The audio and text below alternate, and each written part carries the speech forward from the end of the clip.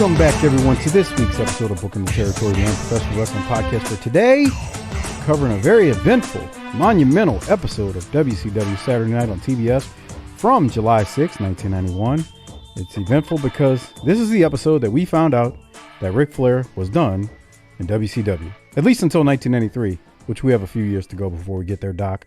Before I throw it to you, I want to give a special shout out to our largest page contributors monthly, Disrespectfully Classy, Marky Blassie, Mike Childry, Joe Ice, good old Justin. Thank you for your generous support on Patreon and basically being the sponsors of this show. And Doc, we're waiting on Harper. No sign that he's not supposed to be here. All counts, he's supposed to be here, but how are you? Living on the edge of a lightning bolt, waiting to see if the superstar shows up. Boy. We really don't know. Like we always say, it's kind of one of those things where it could happen, but then again, it could not. Well, and you and I I wouldn't say we're boring, because we're not. We're superstars in our own right. But we're not. Yeah. We don't live, like, by most people's standards, the most exciting lives, because that wouldn't be fun for us. I don't know. There's people that find you and I pretty fascinating in some ways. Well, they're, like I said, but big surprises and things we don't plan for aren't really in our daily, grab bag. So I feel like this waiting to see if Harper shows up is like the big, like, risky, exciting thing I do during the day. Jesus Lord, that makes you sound very old. Well, that's the risky thing, right? Yeah, I'm not. And let me just start by saying we want to extend, hopefully, post-dated late well wishes that he's out of the hospital to BW Barry Windham, who we found out this week was in ICU after suffering a major heart attack. He's 62. We're recording this about a day and a half after that news broke. So the news broke, and then apparently it was about 4 or 5 days ago, right near the 1st of December. And we're certainly hoping BW kicks out and gets healthy. On another note. Yeah, 62 ain't old, bro. Right, it's really not. We getting close to that. I can smell it from here. Uh-huh. That's something else. This is this the Christmas episode?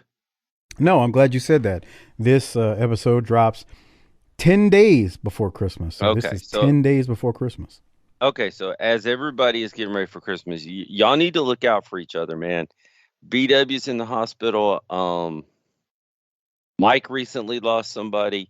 I found out today I lost a friend of 30 years to a massive heart attack at the age of 46 last night. That's too young, man. That's too young. And so usually I would have some kind of doc heel move saying, if y'all would all just die, then I could quit doing this show. And while there's some truth to that, we do want all of y'all to stay healthy, especially the patrons. Y'all really need to get your vitamins in because y'all keep the show going. Everybody reach out, take care of each other over the Christmas holiday. Check in on people. Do the right things. It's tough when you start seeing people that are your age start to go. That's not real fair. There's been a few who I know, our age, slightly younger, slightly older.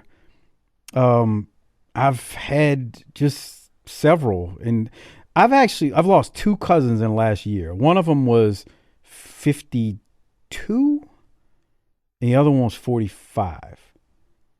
And one was heart attack, and the other one was cancer.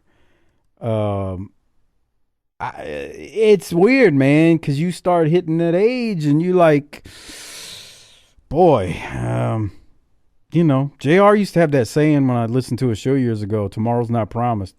I tell you, the older you get, the more you realize that shit is 100% shoot. It's the shootiest shoot. It's the shootiest shoot you can get. Right. Let me tell you something, man. I'm glad you brought this up. Look, today in society, people get worked up by a lot of stuff, worked into a lather. For And what? For what? this isn't a speech. This isn't me trying to go down, a political rant. I don't do that. That's not what we do in the show. But I'm gonna tell you something, man. And this is as real as it can get. If you ain't got your health, you ain't got nothing. So all the trivial stuff that we argue about, and I know some stuff ain't trivial. I'm not trying to position it like that. There's things that's worth fighting for. But at the end of the day, you also have to just realize tomorrow ain't promised, like JR says. And you gotta just try to live your life for the moments and the time that you're in and enjoy them. I know, we joke a lot about the holidays and, broad logic, all those things we joke about and fuss about. We're just having fun. But at the end of the day, I actually enjoy the holidays. I hate Christmas because I don't like buying a bunch of stuff. But I do like the fact that you got I'm blessed and we're blessed. And, we got families and, we have a good time, even though you don't want to go to the play on Christmas Eve and miss your Cowboys and Eagles. At the end of the day, it's the right thing to do. Even though I said last week, nah, bro, I'd have to tell them to keep on walking. I'm staying home. Yeah, tomorrow ain't promised, bro. I'm still working on that because like I said, 14-3 is there, bro. So I'm trying to work that out. I'm trying to figure out how I can, delay Christmas by a day or something. I don't know. This is bad news. Delay Christmas. That's great. Well, and let me just say this in terms of things that are important. Hey, this won't make a lick of sense when they listen to it, but last night y'all got totally robbed by Tom Brady and the Buccaneers. And so I just want to come out here in the spirit, since we're all kumbaya and we're all feeling we're in the holiday spirit. Here's what I can promise you. If things stay the way they are now, the Cowboys are going to roll down to Tampa and take care of that business for y'all from last night. I'll make you that promise. We're going to go down there and whoop that ass on playoff prime time and get it done and pay them back for what they did to y'all last night. That was dirty. One, we don't need payback. Uncle Raj is the best booker in the business, no matter how much I hate him. He can't give up. I was going to text you this last night, but I knew you would. Uncle Raj can't quit Tom Brady, man. He can't build new stars. It's like he's got he's building stars, but it's like Brady's got something got a naked picture of him or something. I don't know. He's got leverage. Boy, what a work that was. Boy, they booked that one just right. 1 point. I knew it when it was 16. When they had 16 and it was 3. Going, oh, yes. Shit. I knew it. When they kicked that field goal at 16 and it was 16 is 3, I go. Somebody closed the back door. We done left that shit open. Yep. It's too easy of a booking at that point. When they scored the first touchdown, you knew the second one was right behind it too. Oh yeah. Like I said, it was common. I sat in the chair and I was laughing. I was like, look at this booking. I mean, some people get worked up. At the end of the day, you got to laugh. And then I had a friend, he texted me today. He goes, that was worse than the NFC Championship game, no call. I was like, bro, if you don't shut the piss up.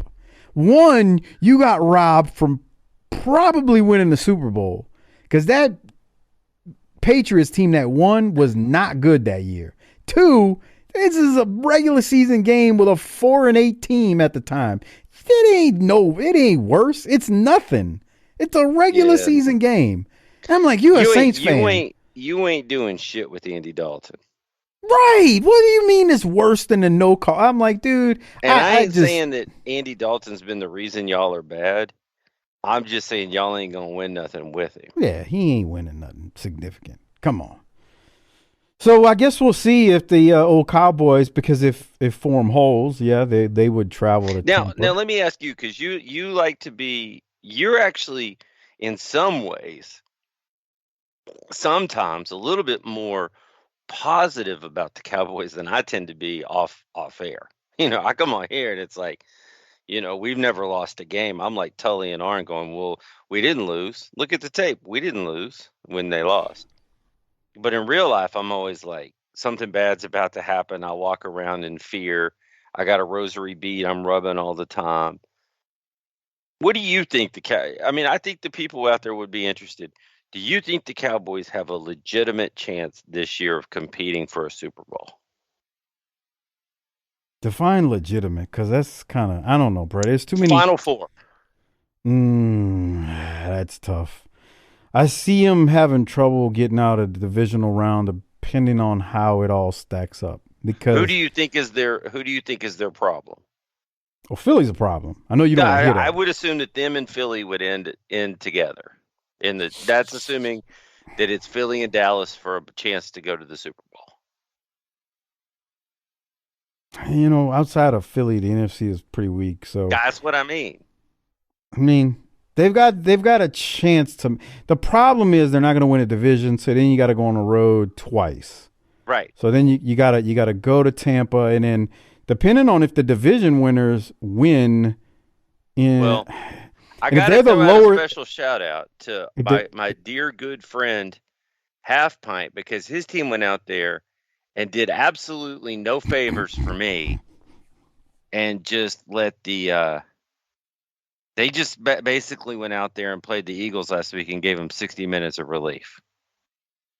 I don't know how I can top that, so maybe we should just move on from football. They fired their general manager today after that bullshit. I don't know what he had to do with what happened on the field, but somebody's got to pay when you lose like that. Now, of course, let's say that the Cowboys get to the championship game against the Eagles. You want to come over and watch that game with me? I get it. Just depends on what night it is or day, or Well, it's a Sunday. Oh, you said championship game. Okay. Yeah. See, here's the thing, man, because they would be probably the 5th seed. Depending on how the standings fall, they may be the lowest seed, and then you got to go to Philly. I don't trust that anybody's going to beat anybody in the NFC. I'm just saying there's a chance you're going to Philly. Fine, we'll go whenever, man. I don't care. You might have to go to Philly before then. That's cool. That's what I'm saying. I expect that we have to, and that's okay. If Philly beat y'all, if y'all had to play Philly and they beat y'all, Phil Allen is going to not leave me alone about what I need to tell you. Why can't he just tell me himself? Because he don't have no way to get in touch with you. That's right. I still get messages from people. Hey, tell Doc this. No, don't tell Doc anything. Doc's not listening. I'm not talking about Phil. I'm talking about other people. Them too. Sure. The messages have piled up. They're just backed up at this point. Mrs. Doc has all kinds of things she wants to tell me to do. I ain't listening to that either. I got 2 kids that have opinions. I don't care about them either. Not the kids, their opinions. I care about the kids, just not their opinions. There he is. Superstar's on. Huh? Oh, look who's here. What's up, man? Of course. Uh-oh. We can't hear you, bro. Take yourself off mute. Sir, have you restarted? Oh, hey. Hey. Yeah. Straight from the eggnog truck to your ears. Yeah. It's the hard I fell asleep. You what? I fell asleep. Is it because you had a few beers after work? No. I just took a nap and I was like, fuck. Who's tired? Yeah, I'm always tired. Oh. The Saints fucking make me tired. Yeah, we were just talking about that. Saints are going all the way. Yeah. Yeah. But what? Go ahead, Harper. Say it. I know where you're going. What? No, you don't. Tulane Greenway, baby. We got somebody else. Oh, the Pelicans. That's right. You hear that? Some kind of bird shit. That's the Pelicans swooping all the way to the NBA championship. Doc, you ain't been talking about the Mavericks. What's up, man? We're struggling right now, but we just beat Phoenix last night. We're going to beat Denver here in about an hour. That fucking helped us out. Yeah, and Mike, I told you that y'all's Pellies were going to be good this year. You're like, nah, Bri, that fat fucker's going to get hurt again. I hate everything. I don't trust it. And I was like, no, y'all got a coach, and y'all got talent, and y'all got fella Alvarado to come off the bench and look like that guy from the Dr. Pepper commercials that looks like Prince. Jose Alvarado, he's talking about. Oh, that's nice. The Dr. Pepper guy. It's the sweet one. That little dude's got some fire in his ass, man. Yep. He'd be a good pro Well, wrestler. yeah, I but think we get the #1 draft pick for the Lakers. That's Don't we? crazy. Yeah. I know, huh? that's all, folks. I mean, yeah. What a fucking stupid asses, bro. Bunch of old ass motherfuckers. Got bad knees and shit. Well, we got the Green Wave Harper playing in the That's Cotton right. Bowl. Isn't that They won their crazy? championship. Tulane is going to play against USC in the That's Cotton tremendous. Bowl. They That's ain't going to played. be, They ain't played since like the 40s or 50s or something like that. bruh. It's going to be like, I guess about 20 something years, maybe 15, 20 years ago, Hawaii played against Georgia Yeah, in the Sugar Bowl. yeah, I remember that. They got destroyed too. Yeah, I think that might happen. But They- God bless them. They ain't played since 1946. They said this is their biggest bowl since 1940. Yeah, I mean Tulane. A lot of people don't realize Tulane used to be in the SEC. I mean, it's been a Now, long Are time you ago. going, Mike? I don't know because Oh yeah, it's right by y'all. well, I might not be in town at Uh-oh. Oh, Okay, look so- at you. What, are you going to the beach for Christmas? Yeah, where Sure. you going? to the beach, like Doc said, I guess. Are you coming here? We'll see, maybe. Oh, whatever. I don't know. There's talk. You just got to That's get all I out. can say. Gotta get relief, man. Come on. It's just kid stuff. It's just kids. Come on. So- It's like somebody- Pokemon cards, but a middle-aged naked man with his dick out. Somebody who just had listened to the show for like the first time last week was like, "What's this relief stuff?" I'm like, "Oh Jesus." Hey, before I forget, we did have one 5-star review this week on Podcast Addict. It was from Jamie Waldrop. He says, from someone who attended the first 3 Starcades, it's great to hear a old school wrestling podcast putting the modern spin on the wrestling I grew up on. Love listening to the Shenanigans every week and even miss the Smokey podcast. Even Mike butchering the name of the Collette Street Rec Center in Morgantown. Okay, I guess I'm saying that wrong. You see, I grew- you fucked it up. I grew Yeah. up on matinee shows at the Asheville Civic Center, so good to hear a podcast that's keeping JCP and the Southern wrestling tradition alive. But I gotta know, Harper, what kind of car do I drive? This guy here, how old is Yeah. he? So if Um, he saw the first 3 Starcades, he's got to be at least our age, if I'd not say he's older. probably really close to me and your age. Yeah. our Okay. age. He's probably mid to late 40s. He's in a GMC Traverse. Jesus. It's got to be a fucking SUV or a fucking Durango or something. One of them old Or days. like a Honda Pilot maybe. Oh, okay. Yeah. I wasn't expecting that.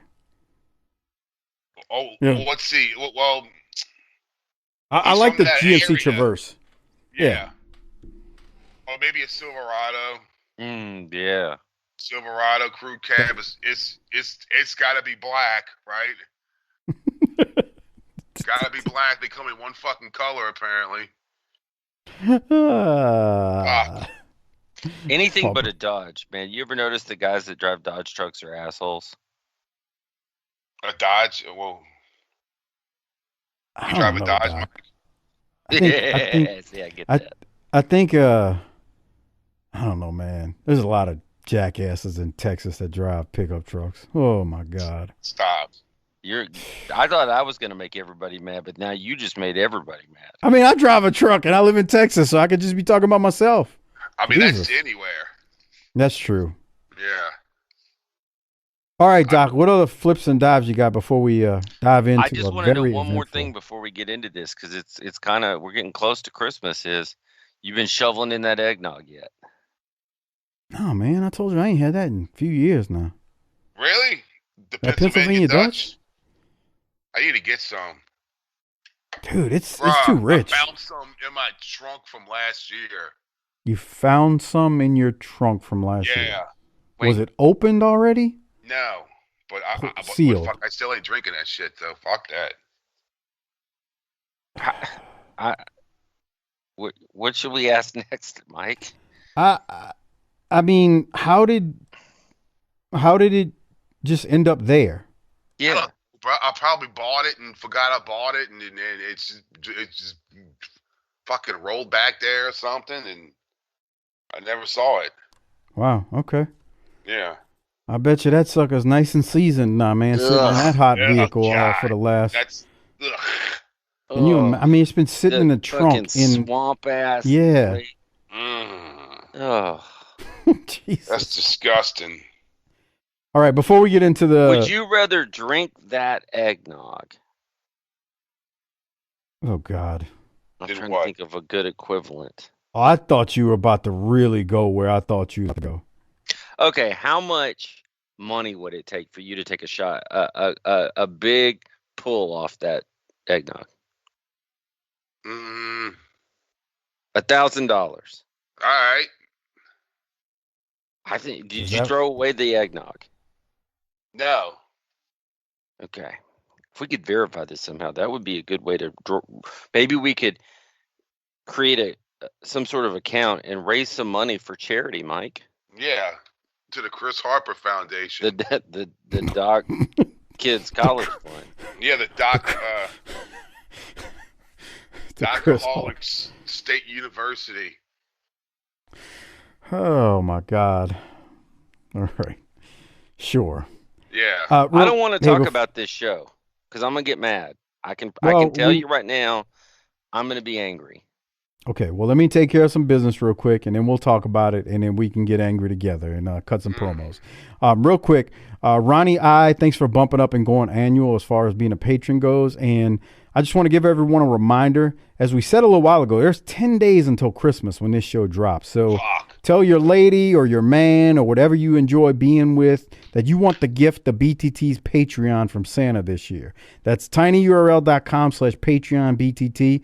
Either you sign up and you'll get tons of extra content, or you can tell them that's what you want. That way you get what you really want this year for Christmas. You get access to the hundreds of additional shows on our Patreon feed, including the Clash reviews, the WCW pay-per-view reviews through July of 91 that we're in now, Tales from the Territories. Look, Doc and I have done all of those episodes, 10 of them now. Well, Lance did one. Doc kind of did that one too. 10 of them now that we've done at this point. Every single week, there's been a Tales from the Territories review/recap drop. Gonna watch that Mid-South tonight, bro. Yep, Mid-South is tonight. I'll catch it as soon as we're done. Okay, yep. That's cool. I thought the Crockett one was the last one. No, one more, Mid-South. I'm sure, look, Doc and I kind of talked about this on the last Tales. I can't wait to record review. this one and have Mike tell me I ain't gonna have to do anything. It's gonna be like, all right, Mike, what's wrong with this episode? And then I'm gonna say, book it, bitch, at the end. That's kind of what I did with Lance. Right. Well, actually, we both know World Class pretty well, but that was fun doing that one with him. Yeah, this will be interesting. I don't know, man. I told you. I'm not going to be fussy because, like I told you when we reviewed it, here's a spoiler, everyone. If you're not a patron, but come on, you can hear the rest of this. Like I said, it's going to be stories we've already heard before, or I've heard before. Or the other part is, it's not going to be, not only is it going to be a story we've heard before, there's not going to be anything like earth shattering. I mean, I'm going to tell you, I'm going to remind you what I remind the people every week. Just sit back and fucking enjoy it. Yeah, that's the problem is you fucking heard these stories so many times. They only have an hour. Fucking Tiffany, because it's fucking new to her. She's like, that really happened? I'm like, yep, exactly like they said it. That's exactly, yep. He opened up the airplane door and stuck his ass out and did a fucking tumble-sault and landed on the wing and started doing a moonwalk on top of the fucking, exactly what happened. You don't want to let her know what kind of workers wrestlers are. She'll start looking at you sideways. Yeah. Oh, man. She's probably like, y'all a bunch of gaslighters. On that note, since Harper is going there tonight, Harper's don't like, work. is that something you use to set farts on fire? Oh, Bruh, my wife, Harper, what's Doc ripping ain't gonna them? understand this. My wife made some red beans for the first time as the Oh, dogs Lord. are going nuts because she just got home. My wife made some New Orleans style red beans over the weekend for the first time ever. What the fuck When is I that? tell what dogs, you never heard of dogs before? Oh, I thought that was Doc, like heavy breathing or something. It No, did sound like dogs is heavy back breathing. then. I thought it was you. Yeah. But my arm must have hit the mic too. She made these red beans, Harper, over the weekend. Jesus Christ, I was Okay. ripping ass. They were good, actually. She found some recipe somewhere, and I had my doubts. I was like, this woman she gonna mess this shit up, But she threw down, and Is man, it because she's white? Christ, Did she use a I crock was pot? ripping. No, she didn't use no crock pot. Well, what the fuck is that about? That's some white people shit. Is that what you do? Crock pots? Yeah, you're supposed to make them in a crock pot. No, you ain't supposed to make them in a goddamn crock pot. All Anyway, right, so what you fucking cook them in then? First she soaked them, Yeah. and then she cooked them in like a big old pot. For how long? Oh, it was a while. Yeah, They cooked for a while. exactly. That's why you use a crock pot. You just walk You away ain't from get- that shit. okay. Go do Anyway, shit. the flatulence was superb on Sunday night. Bro, I Hey. was lighting this bitch up like it was 1999. Long Yeah. before everybody went to go work from home in this world, we had to send the menace home because he farted around the office too much. I'm a farter. I mean, it is what it is. I'm you a know. farter, and I love Bruh, look. farting. Look, if you can't take it, I'm sorry. It's a natural body, That's right. function. That's your problem. Remember Now- when you used to have to share an office mic? Oh yeah, yep. I used to just rip, and sometimes I would hold it because I was trying to be nice, and then I just started ripping because this shit was hard on my belly. You were man. walking around all bent over like an old man. Like, what's wrong with you? And you're like, I gotta rip ass. release. I need I would relief. walk out that building. It was like I didn't even have to walk. I just would fart and I would just glide. Like it would just shoot out. That's nice. kind of like the flame coming out your ass. I would just glide through the parking lot. I'm sorry to any first-time listeners that have joined us tonight. That's grow up. Okay. Yeah. I love Yeah, if farting. you're a first-time listener, we're getting into the wrestling in a second. But back to Patreon, What are you guys gonna talk tinyurl.com, about some fucking wrestling or shit? tinyurl.com/Patreon BTT. Get access to tons of Patreon content, hundreds of episodes, the video versions of these we do, and we've got a pay-per-view coming up, the Great American Bash, coming up within a week and a half or so from the time of us recording this. tinyurl.com/Patreon BTT. All right, Doc, let's jump into it. An eventful episode, July the 6th, 1991. A lot goes down on this episode, so let's just get into it. This was taped on July 1st of 91 at the Coliseum in Macomb, Georgia. The history of WWE.com states that there were about 4,700 people in attendance for this show, but the show was heavily papered. And on July 1st, we're going to talk more about this later, so we won't get into it now. Ric Flair was fired by Jim Herd. His contract was terminated effective August 1st. The termination came following contract negotiations between Flair and WCW, which he was offered an extension with a massive pay cut, and according to the records I found, would have had him earning $350,000 a year, which was less than Sting and Lex Luger. Oh, fuck you. Who were reportedly making more at that time. So more on this later. We won't get into the financials of it, but more on Flair leaving, because I got some other stuff we'll get into. And again, that's if you believe what's on the internet. Bottom line is Jim Herd got rid of Flair, and Jesus Christ. Now, on that note, the intro, we saw a replay of the Diamond Stud and DDP just beating the dog poo out of Z-Man again. That was glorious. Sorry, Zoncha. And then we go to Paul Lee and JR, who open the show, and JR says a major announcement is coming, but he has no clue what it is, so stay tuned, and we will find out what that may be. On that note, Doc, you got anything from the opening, or can we go to the first match with Sting versus Keith Steinborn? Let's go to the first match with Keith and Sting, and just notice when we get there, that big long rat ponytail that Steinborn has. All right, so I'm gonna let it play because I feel like it's getting to it shortly. Harper, would you trust any guy that has this hair to do anything in life? Maybe to fix a flat tire. Well, Okay. he's not on the screen yet. Well, I'm gonna stay with that though. It's pretty bad. Like he's been growing that hair out now for a few years, and now he's like braided it up. Let's see. Wow. Wait. All right. I thought I lost y'all. No, you're here. Right. I've always wondered, why would you buy a poster at the show? He's just gonna get fucked up. Right. It's fucking stupid. Buy that shit online. Now watch this hair. Where else were you gonna get it during this time? Oh my God. You got the Willie Nelson, Harper. Holy shit.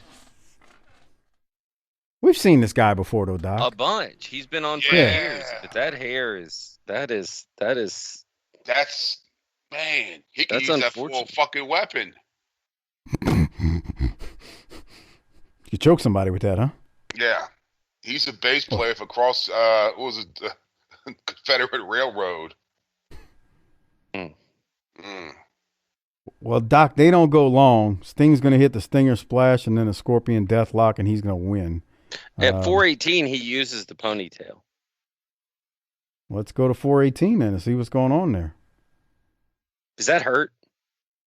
What? How do you work this? Oh, you mean Sting used it? I don't remember. I mean, he went with it, but I wouldn't want to take that if I had that ponytail. No. Okay. I was wondering about that. What do we think about Sting's two-tone hair? It's not all blonde. Does he need to be dyeing the whole thing?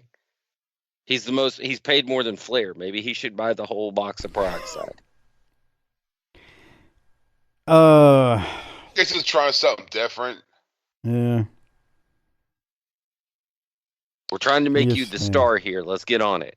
Yeah. I got rid of Flair for you. Yeah. Now, give me some relief. Yeah. Come on. I heard a story about Barnett and Rich. Now, I want to recreate that. Hey. Jesus Christ.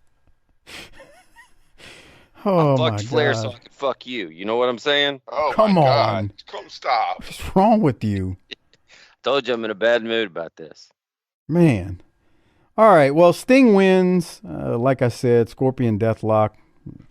And then we go, this killed me. Now, yeah, again, let's put our fired ex-champion on here. Yeah, they go over the top 10. And, I know I broke the news of what the news that's coming later in the show. But they go through the top 10. And, of course, even though he's gone, they do list him as still the champion, which I guess he's gone now. So they haven't really broke the news yet. That's why they still got him listed. But, boy, just talk about rubbing salt in a wound here. I wouldn't even have shown the top 10 that week, but what do I know, right? They don't know what the fuck's going on, bro. This shit's just, I mean, this whole thing is just in a can and someone hits play. Don't even know what in the fuck's on the goddamn tape. Fair enough. So we go to the next promo, and I am not playing this shit. Come on, Tom Zink promo. Zink says he's going to get the Diamond Stud in DDP 2. That's right. I'm sleeping, dude. I started to fall asleep here. I was watching this, taking notes late at night while I was trying to prepare for this show, and I was getting some Z's when the Z-Man hit, man. Yep. We go from that to the Hardliners versus Joey Maggs and Dave Johnson. Jim Ross continues to keep telling us, man, Jim Herd's got a big announcement. Jim Herd's got a big announcement. Paul Lee says, you think he's going to give me a raise and a bonus for the fine job that I'm doing? And then shortly after that, Johnson submits to Murdoch, who's got an arm bar on Johnson. But, Doc, let me throw to you to see if you got anything from this match. No. You're in a bad mood. I just don't. Here's the thing. I like Murdoch and I like Slater, but the guy that they're in to fight the Steiners. Scott's hurt, and it doesn't feel like we have anything else planned for him. And I see that the Southern boys are over there. I'd prefer them face the Southern boys and just get them away from the Freebirds for a while. That's all. It just hit me. Uh-oh. Yeah, we kind of got robbed of them and the Steiners, huh? Like, that's an interesting matchup because they're two, at that point, young guys. Would you agree, Doc? Steiners? Yeah. And can you remember how Scott picked up Ole in that tag match that time? And Ole just was like, oh, shit, I don't know what to do here. And kind of how they just kind of took things in their own hands, Doc. Mm-hmm. What do you think would happen if, because Dick Slater was a badass. I wouldn't want to go blow to blow with Dick Murdoch either. How do you think they would have did just if things would have broke down the way they did in that match that time with Ole? Because Ole wasn't going, he couldn't go toe to toe with them. What do you think about Slater and Murdoch going toe to toe with those two? I would have liked to have seen it. Yeah, that would have been great. I mean, and I'm specifically talking about when Ole was like, he did that like, whoa, like, yeah, like I'm still young enough for this. Okay, maybe I'm not. Whoa, put me down. Yeah, I forget what pay-per-view it was, but Scott basically snatched Ole up. Like, Ole wasn't going to go. And he just held him up in the air, and Ole's like a kid that has got his arms stretched and legs stretched. He's like, oh, damn, I got no control of this situation. None. And it just was funny seeing Ole, this crusty old man who's got an attitude problem, just at the mercy of Scott Steiner. Like, there was nothing he could do. Okay, well, we'll keep moving. Hardliners win. This is great. Harper, you got a pay-per-view to watch for next week, just so you know. Because this whole thing looks like shit. It's not. There's no reason for the 6-man, and we're going back up on the scaffold. Why? Oh, bro. No, that's a glorious train wreck. That's why I rewound it just a second here. Let's see. Bad Street and I'm okay with that. Johnny B. Bad and Yellow Dog. I mean, that's what's his name? Taylor Pillman. Eaton, and God, they got Barry Eaton. They got Bobby Eaton with fucking PM News on a scaffold. Oh, it's on a scaffold. It's Terrence Taylor, Steve Austin, who's your TV champ. I don't know why we put him on a scaffold, but whatever. Versus Bobby Eaton and PM News. To settle a feud that no one knew we had. From Harper, Stan to PM News. Harper, wait till you see the match on the scaffold. Well, I don't have to. This is going to be garbage. Diamond Stud versus Z-Man. So, I mean, we got some things cooking here. The only way that scaffold match would be good is somebody fell down to their death. And since I've never heard about that, then I know that's not going to happen. It's bad. How can it be good? Bad. That's the problem. It's not that it was bad. It was that it never had a chance to be good. And they booked it anyway. And nobody thought better of it. There was no reason for those 4 guys to be on a scaffold. No. Why are those 4 dudes on a scaffold? Oh, man. So anyway, they show a replay of Z-Man getting beat down again by DDP. There's some promos in here. Doc, did you have anything from these short clip promos from these guys? No. Me either. I definitely don't have nothing from Z-Man. Come on. But anyway, what? Harper, I just want you to give him a fair shake. Yeah. Y'all just saying that because y'all know Zoncha loves him. I love Z-Man. This match is going to be pathetic. One-man gang and Elegante. Ugh, boy. What are we doing? All right, well, I don't know. We'll keep the show moving now. Bad Street and the Freebirds? Because that's their masked fella. Oh. Yeah. The third person? Oh, fuck. The former Fantasia? You know. They were Fantasia until Disney told them to cut that shit out. Oh, God. All right. Well, we keep going after the Great American Bash Control Center, and we're going to go to a match. It is Steve Austin with Lady Blossom versus Johnny Rich. Now, remember, Austin is the TV champion, but like we said a second ago, he's at the pay-per-view wrestling PN News and Bobby Eaton with Terrence Taylor as his. Hey, let's partner. take our new star that we're getting behind, who's pretty good looking dude, got him a valet, and let's put him on a scaffold. He's real athletic, so good looking guy. Let's just put him up on the scaffold. Right. Yeah, I don't get it. What do you have from this one, Doc? Okay, here's my thought on this. Stone Cold needs a better finisher. He's still finding his way here, man. Yeah. He's still getting his feet wet. It's true. Hopefully he's getting something else wet. Mm-hmm. Even when he went to WWF, what was he using, Harper, when he was with DiBiase? The $1 million dream? Yeah, right? the $1 Million Dream. So, I mean, he didn't really find his way even until after that. And even then, that fucking stunner was hard, hard on him. Yeah. Man, when that's taken the right way, it looks really damn good. It does. It's beautiful. That boot to the gut and then... Owens does a good job with it. Yes. Kevin Owens, that is. Yeah. For people who don't know. Anything else from Austin here? I agree. There's no reason to be doing what we're doing. And you're salty because of what's coming up shortly. I'm salty because of all the things that we could be doing, they've deemed the best wrestler of all time as the problem. That's the managerial equivalent of, we know morale's real bad and inflation's real high and our raises aren't going to be up to speed with that. So we've decided to buy you all pizza next Tuesday. Oh, so you're full on shit out of ideas. Okay, good. Yeah, I think you missed the boat with that example. Not only do they give the pizza, but they get rid of, the top 3 performers in the department. Well, don't do that because I'm one of them. And leave the dumb manager who's still there, who's causing a lot of the morale problems. And then you got a bunch of double A's walking around going, what's causing all this? Yeah. Anyway.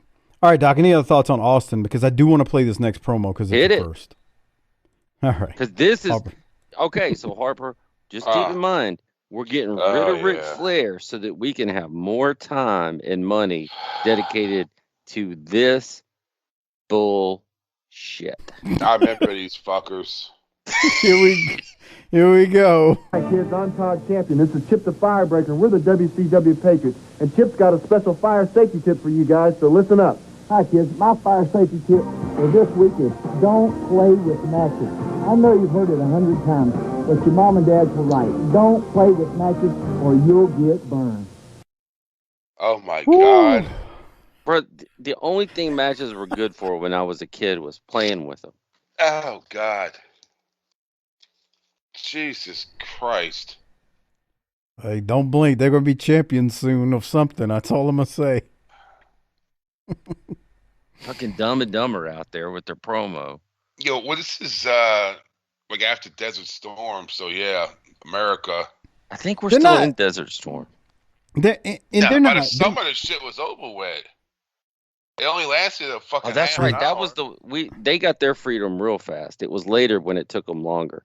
You're right. This is the Gulf War was over now for like 4 months. You're right. Yeah. We'll put a boot in your ass. It's the American way. That's right. We gave them a brand of freedom so strong that we had to go back and do it to them again a few years later. Well, it was we didn't invade. We also did invade the first time. An Iraqi death match. Lights out, non-sanctioned by the NWA. That's right. Boy. Leave the women and children at home. The loser For the record, sand in their crotch. Wow. This time it's not for the belt. We're taking the oil. That's right. Chip the Firebreaker and Todd Champion actually aren't terrible in the ring, for what it's worth. The problem is we are bringing that in. Bro? Just make them both soldiers. I agree. Hey, let me say don't this. play with matches, you little shitheads. Oh, fuck. At least it's not Ranger Ross. This guy is going to be better than Ranger Ross. But they didn't let Ranger Ross talk. He spoke a few times, and it wasn't too good. No, that's true. Yeah, when he first popped in. Yeah. I need these two guys to face Vader and Hanson. Oh, Chip and Champion. I'm like, what? Luger? Because we moved on to Luger and Jeff Stone. Luger is going to win with the torture rack, and JR is still. Jeff Stone looks like he's telling Luger to hurry up so that he can get down to the mall and be a small Santa. I thought she was going to say just ready to get back out to the car and puff, drag. Puff, spray paint fumes. Yeah. JR during this match is still plugging Luger versus Flair for the world title at the Bash. Because of course. So you know. Yeah, well, I mean, he don't know, right? It's not his fault. Yeah. I just said it because I figured if I said it, Hurt would come to his goddamn senses. I can't wait to play Hurt's promo, if we're going to call it that, or announcement. Jesus Lord, that's going to be great. I'm trying to get to it. This motherfucker should have been beat upside the head with a fucking large pepperoni pizza. Let's go to the next match, which is Dustin Rhodes and Robert Gibson versus Black Bart and Tim Parker. I love this because Black Bart and Buddy Lee Parker are tagging after several weeks of stupid vignettes with Bart as a member of the Desperados. We just said, screw this. We'll put this dude on TV. Here's Black Bart, y'all. Yeah, we know you could tell he was in the Desperados, but that's done. Here you go, Bart. There's a picture-in-picture from Morton and the York Foundation. Morton says he was the one who led the Rock and Roll to 4 world tag team title runs. And Paulie talks about how he does agree that Richard Morton is the better of the Rock and Roll. What are you saying? What the you know what to? Let me go back a second. Well, first of all, Buddy Lee Parker has a tag team partner. I agree. I never understand that when they do this. He looks like he's a child standing next to Black Bart. So well, he's been put on desk duty because he was involved in the shooting. that fucking paperwork will get you, bro. And we sat through that absolute reverse relief of Desperados, all for them to spoil the entrance by putting Black Bart in the state patrol. He's an outlaw, and now he's wrestling with a cop. I can't summarize it any better. Then we're going to look to the left, and I'm telling you right now, Morton was not the right choice to join the York Foundation. He doesn't. He looks less comfortable in a suit as the three of us would be in a suit. I think he looks, because it's a heel stable, I think he looks good and sleazy in the suit, which is how it should be. Man, I'm telling you, the only way to save that guy was they should have put Tom Zink in there. He needed something else than what he was doing. I could see him, in that role. Thomas Zink. And he's going to have the fucking suit on and looking like an asshole. Yeah. But, I mean, you know what? He would have the personality, though. That's the problem. Well, neither does Morton. And I love Morton, but Morton in a suit playing corporate guy may be the most boogie nothing says corporate about you until Tommy Rich joins the party. Well, I tell you what doesn't say corporate is this pause screenshot of Robert Gibbs. Yeah. He looks like he's had a few doobies and smoked and drank, and he's so you gonna fuck me or what? Because I got work tomorrow at the factory. What, you gonna fuck or what? Park that side. I like the Tom Zink idea for York Foundation. Especially if he could dial it up and be a prick. I don't know. He's kind of goofy to me. I don't know. Well, he doesn't have to do much because Taylor can do most of the talking. And you've got the girl in Hughes. Okay, I disagree in that. I don't think Ricky Morton is a bad idea, but I do think that Zink would have been a good idea. Problem was, Jim Hurd's probably looking at Zink and is like, well, I mean, Dusty's there too, and I mean, it's like looking at, oh no, he's a pretty boy, I don't want to turn him, but back then, because they were still in that mindset back then. Well, I guess Morton is considered a pretty boy. I don't know. They were in that mindset still back then, where if you're a pretty boy, you really can't be a heel. Because they used to think like that.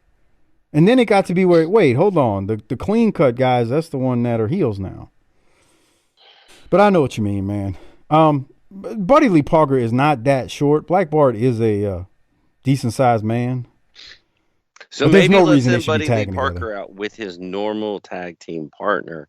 Yeah, and if we can't do that, maybe we just pick something else to do.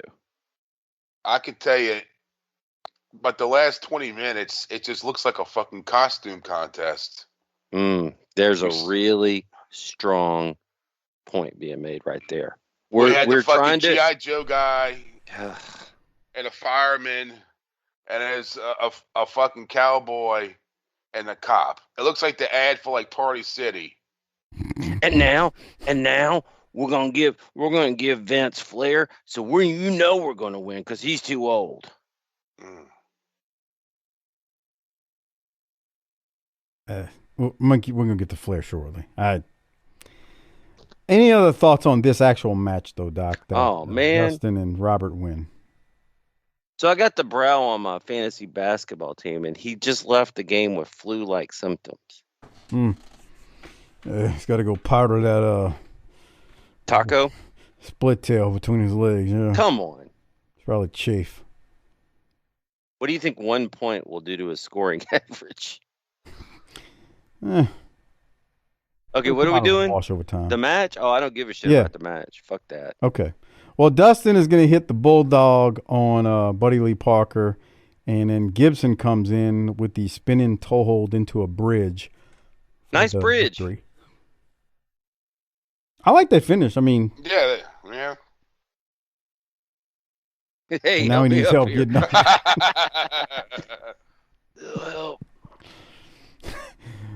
Put something on you that Ajax gonna wash off. All right. Next match then is Terrence Taylor versus a gentleman by the name of Johnny Meadows. Paul Lee continues to badger JR. JR was talking about Terry Taylor and how he no longer signs autographs. And Paul Lee says, oh, just another one of your boys who sold out to the money. And JR says, what's your point? I guess he was getting around to, Terry Taylor being a former Mid-South guy and JR was there, whatever. But JR was sounding very irritated with Paul Lee during this match. Other than that, Taylor's going to hit the 5-arm and get the win. Doc, what do you have from this? Can you imagine being JR and you're coming, you're in year 3 or 4 probably of your prime.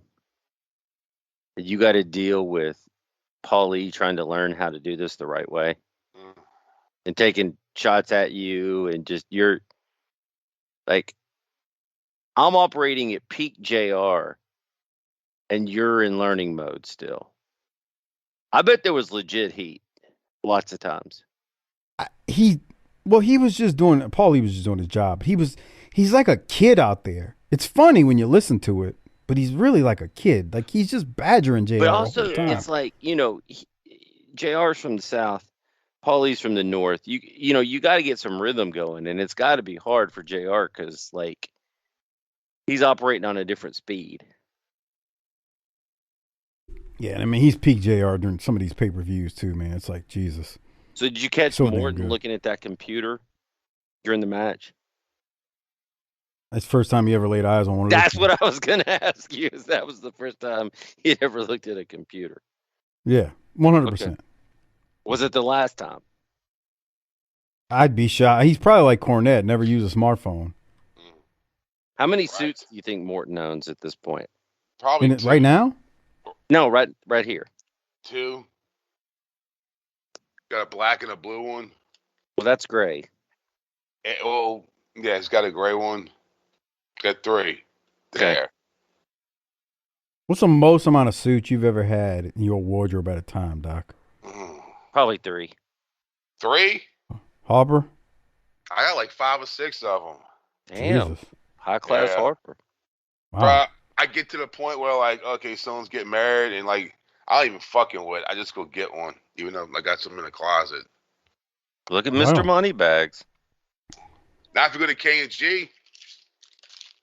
Yeah, you can get some pretty cheap suits nowadays if you really want one. Yeah, for real, dude. They ain't arm or leg, man. Yeah, Because I'm with you. I don't feel like getting fucking altered because I'm fucking fat now. So it's like, fuck. What am I gonna do with these suits? That's a good point. I'm like, fuck. And then I got one of them. I paid almost $1,000 for. What? I paid Jesus like Christ. $800 for this suit. It was one of those situations where I'm getting it, and then a guy tells me how much it is. I'm like, fuck.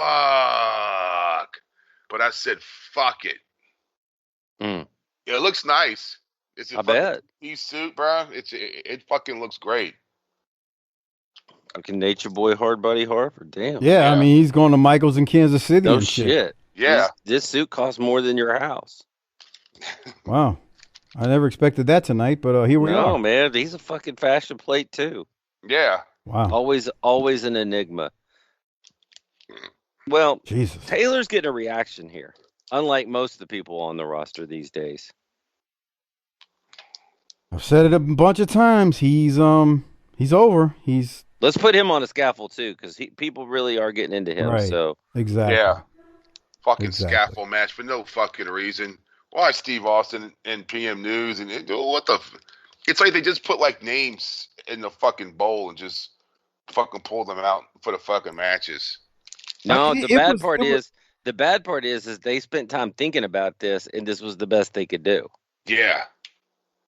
I guess no one gave a shit because they're getting paid anyway. Fuck it.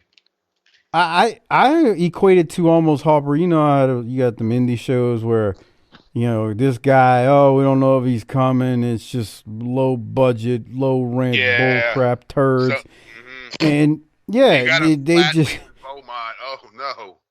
Yeah, right. And so then it's like, okay, well, who's here tonight? Okay, well, we'll put this guy here. And then you know, the person who's calling all this in the back is like, oh, brother, we'll make it work. Yeah, right. You and the 500 fans that you think's out there that's really 50.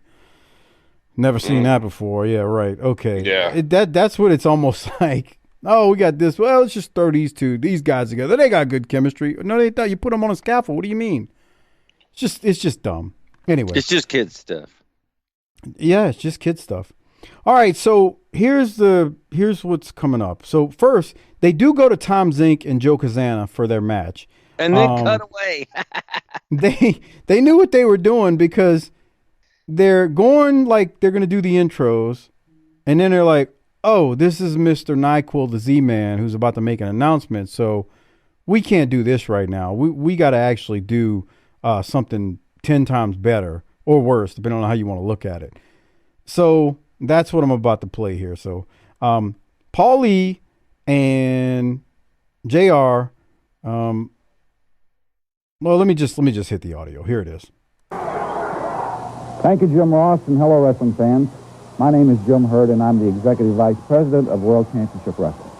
I'm here to read a very important statement from the World Championship Wrestling Board.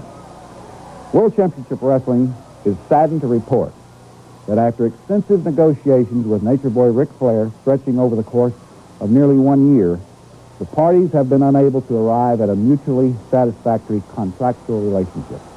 As a result, the WCW Board has decided that the best course of action for WCW and its fans is to declare the World Championship title vacant and to determine a new champion at the Great American Bash, July the 14th in Baltimore. Lex Luger, the #1 contender and current United States champion, will remain on the title card at the Great American Bash. His opponent will be determined by the WCW Board, and I will be back later in this program with that decision. On a personal note, I want to take this opportunity to extend my best wishes to Ric Flair and wish him the best in the future. He has been a great champion, Back to Jim Ross at ringside. Fans, that's one of the most flabbergasting announcement I have ever heard. Nature Boy Ric Flair stripped of the WCW World Heavyweight Championship. I've never heard. I mean, that's never happened before in World Championship Wrestling. Fans, I've been in the sport 20 years this year. I've been around a lot of big announcements, but I cannot believe that monumental announcement from Executive Vice President Jim Herd, who will be the opponent of Lex Luger at the Great American Bash. As you heard Mr. Herd say, we'll find out that a little bit later in the broadcast. But again, the WCW Championship Committee has stripped Ric Flair of the World Heavyweight Championship. Ric Flair no longer is the WCW champion, and we'll find out who Lex Luger's opponent will be a little bit later here on TBS. But right now, let's go back up to the ring. The Z-Man is in progress. All right, so Doc, I want to get your reaction to, God, Jim Herd's so terrible, but I also have some stuff from Flair's explanation on what actually happened. This was on his DVD release, the Definitive Collection. But I want to know what first, go ahead and throw in what you got from Jim Herd here, who's pissed you off to no end. Book it, bitch. Okay. More, please. Hey, we've just decided in 1985 to cut Joe Montana. Yeah. I'm like, fuck it, man. Now, someday we'll have Steve Young, but that's not today, so he's cut anyway. Yeah. That's about it. I mean, what a fucking moron. What did you think about Herd actually thanking Flair? I thought that was some chicken shit bullshit to try to cover it. That's some bullshit you do to try to cover up the shit that you caused. Yeah. And make it look like it wasn't your fault.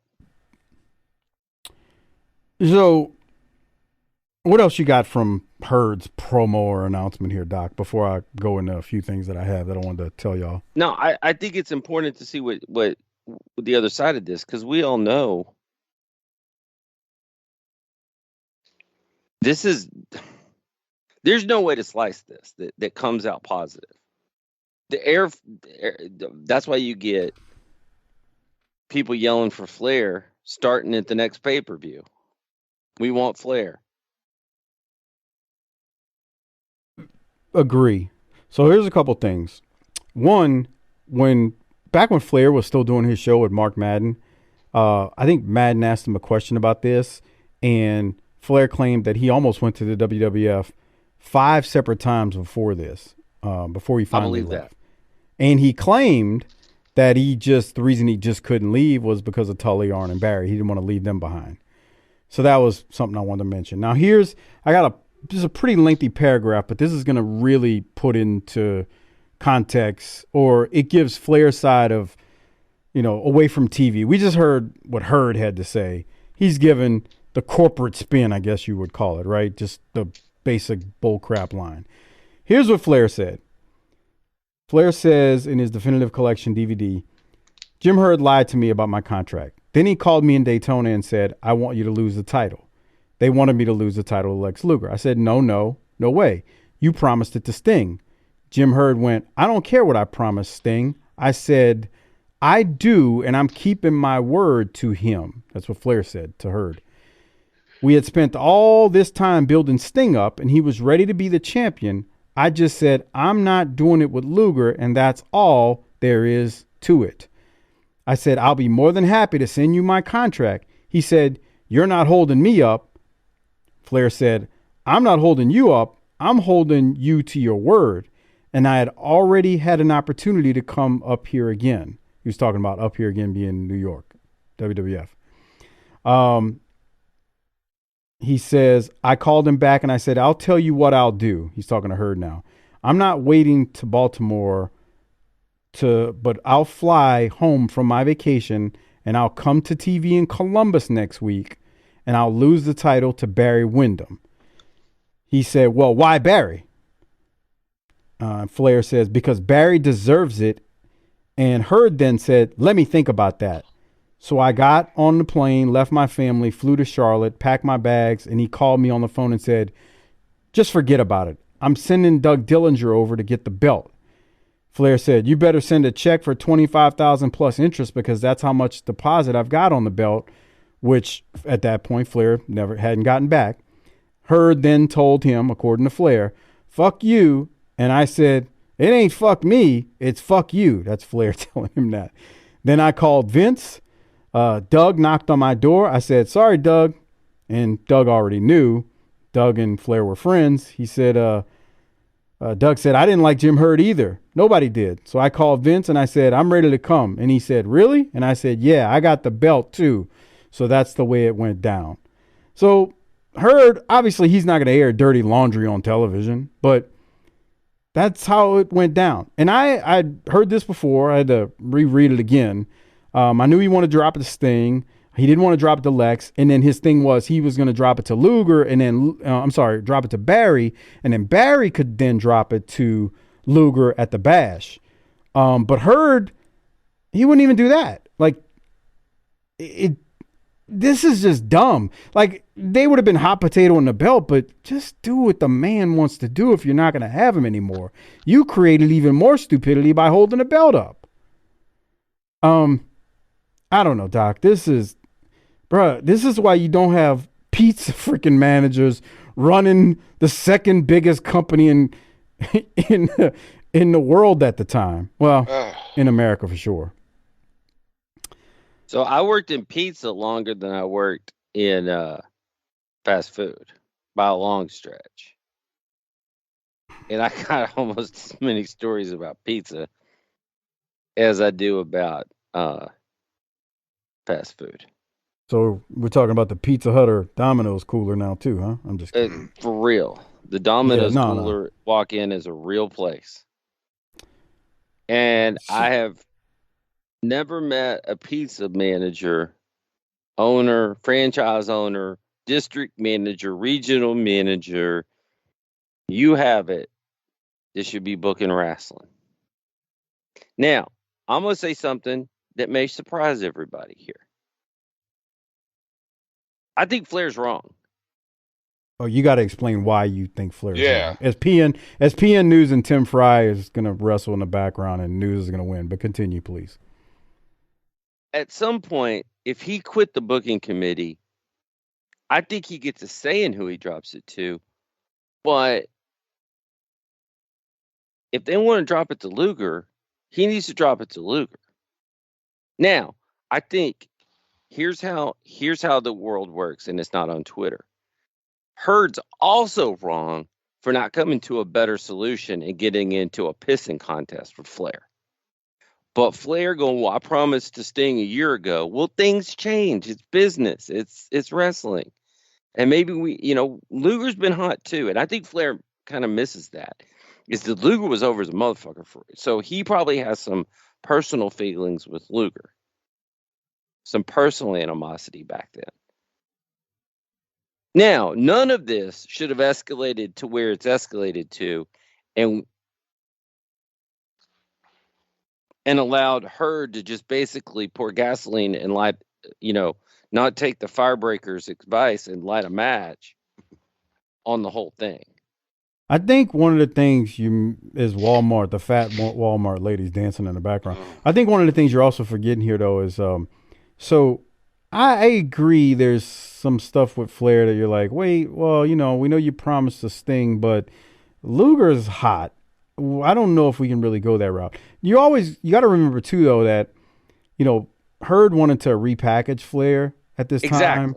And he, cut off his hair and he wanted him to do a stupid gimmick. And, Flair was already just thing is, it was at a boiling point. He was. You've been there before. Somebody that just pisses you off to no end. It ain't gonna take much for them to set you off. It's just natural human instinct. They're already pissing you off. They're your boss, so you're already on edge. And the thing about Flair, for what it's worth, you can agree or disagree. One thing you can't disagree on is he had leverage. He had leverage. And I'm going to tell you this. I don't think he didn't go up north because of his buddies. Why do you think he didn't go up north?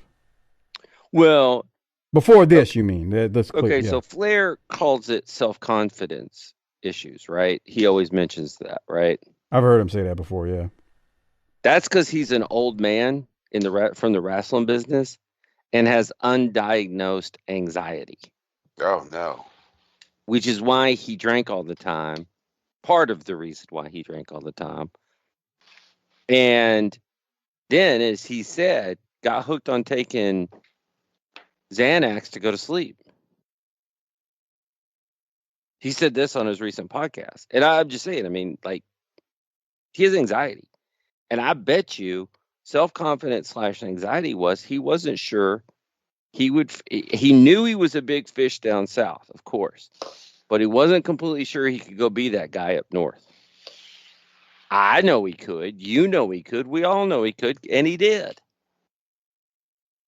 But I bet you that had a lot to do with it. I mean, the thing is, but the point is, Hurd, in my opinion, without any knowledge, sees everybody there as I'm the boss and you're the employee. And you know full fucking well that if you're a boss, you don't treat every employee equally. You treat them all fairly, but not equally. I mean, the problem with this is, and so Flair should have. I mean, I mean, y'all gonna cut Drew Brees in 2015? Fuck no. Mm-mm. Fuck it. Let's just cut him. You're gonna find you're gonna find a way to work it out. You're gonna find a way to work it out. And even if he's wrong, you're gonna bend over backwards. You know, it's like, hey, general manager comes in, Sean Payton comes in and tells him, hey, we need you to start throwing the ball like fucking Peyton Manning does. Get the fuck out of here. You got to be doing some heinous, like Flair or the Star at that point has got to be doing some real heinous stuff for you to just piss off, like just be like, nope, I'm done with you. And it kills me because I know how the wrestling business works. There's a lot of ego involved. I get like the egos in pro wrestling. There has to be for it to work and be successful. Yes, but it's to me it's the worst. It's like the worst business when it comes to egos. Harper knows what I'm talking about, man. You get around these guys and Jesus Christ, I don't know how they walk through doorways because their heads are so big. And the thing about pro wrestling that makes it different than quote unquote real sports is it's a performance-based industry, but it's not performance in terms of how many yards you get in the game and touchdowns you're scoring. It's a little bit different. Like the measurables can be subjective with pro wrestling. Whereas it's not as subjective. It's more objective when it comes to sports. And man, I know for a guy like Hurd having to deal with Flair or any talents there, it was hard. And the thing about it, Flair will even tell you he had trouble dealing with Dusty back in their heyday. Because he said that on that Madden show way back when he was like, I almost left a few times because of Dusty. He was like, I loved working with him and stuff, but just dealing with him I just was like, man, I got to get out of here. So, I mean, but I'm guessing cooler heads prevailed back then. You notice he never left under Dusty's watch. So, I mean, there's something to that as well, where it's like, okay, well, him and Dusty was also Flair's hero, which meant that Flair knew that Dusty knew the business, and there's a respect there, even in hidden underneath the argument that says he's not. We're alike, even though we don't agree. Hurd was an outsider. I'm just saying they were cooler. Here's the thing, and I know Dusty's not alive anymore, but to me, if Dusty's alive today and Rick had bad blood with Dusty in terms of booking, I'm not like real bad blood, but just disagreements. You know how it is. He's not bad mouthing Dusty today. No. Hurd, he still is like, this dude's an idiot. Like, yeah, and I tell you, pretty much everyone still hates him. Right, that's what I'm saying. Like Missy, she was on Twitter months ago. Missy, I mean Jim Cornette. I mean, they all still hate his ass. Bro, I don't know if there's any of them. Like, I'm sure there's somebody out there who's insignificant who's like, oh, he wasn't that bad. But you're right. Like Cornette, Sullivan, Flair. I mean, none of them really are like, oh yeah, he wasn't that bad. they're all like, this dude was just didn't know his ass from a hole in the ground, and he's running this company. I mean, it's just it just gets worse. And you got to worry about a guy who doesn't truly understand. Like, I'm pretty sure he cut that promo thinking he's the baby face. He's convinced that he's the baby face. Yeah, he's like Vince with the whole yeah. job. And he's doing the Rick screwed Rick, and then he's going to come out to that pay-per-view and get hot because everybody's yelling for Flair. What a moron. That's so funny. You hear him chanting, "We want Flair." It's so fun. It's just like, what a doofus. What an idiot. And truly, I can say from now on, I have not seen any of this shit until Flair comes back, unless we've watched it for this show. We are now in a dark period because I went back and watched Flair stuff from the last year or two on my own. I've never seen any of this stuff. It is truly, and let me tell you, I've gone ahead and watched next week's because we're doing it in a few days, and I don't like what I fucking see. Yeah, it gets bad. I think I stopped watching it. I remember Van Hammer. And that's a few months away, yeah. I think that's about as far as I get. I mean, I think that's know what happens. Like when Rick Rude shows up and Davey Boy, but I haven't. After Van Hammer, I think that's when I was in. I think that's when I was in high school and pussy. Yeah. That's nice. Other shit to do. Right, Black you found album. The power of the taco, right? Yeah, the Black Album. Fucking Rust in Peace. Yeah, the boys just now getting into the Black Album over here. Oh, really? That's cool. Yeah. It's weird. It's weird watching. It's weird watching it a generation down. Yeah. Because it still holds up. How old is he? He's 10. Oh. That's cool. Yeah, it holds up. He's like, this is good. What's his favorite song? Into the Sandman? Right. He's 10. He listens to that song 14 times in a row. I'm like, they wrote albums and albums worth of good songs. Really? Never. They don't, but these kids don't know what to do. They don't know how to, like we would sit down with a tape or a CD. I know, and go through it. They're like, so what's an album? Because I remember there was one of the kids at fucking Wildcat. He wouldn't talk. Try to get him to shoot a promo, just like, yeah.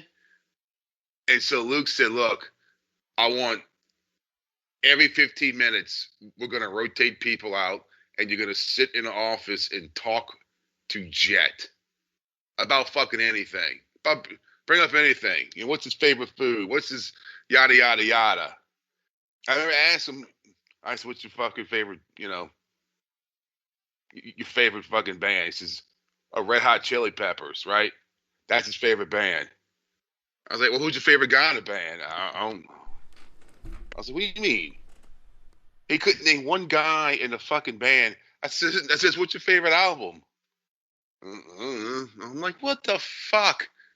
But then you realize this generation didn't grow up looking at the CD little fucking book.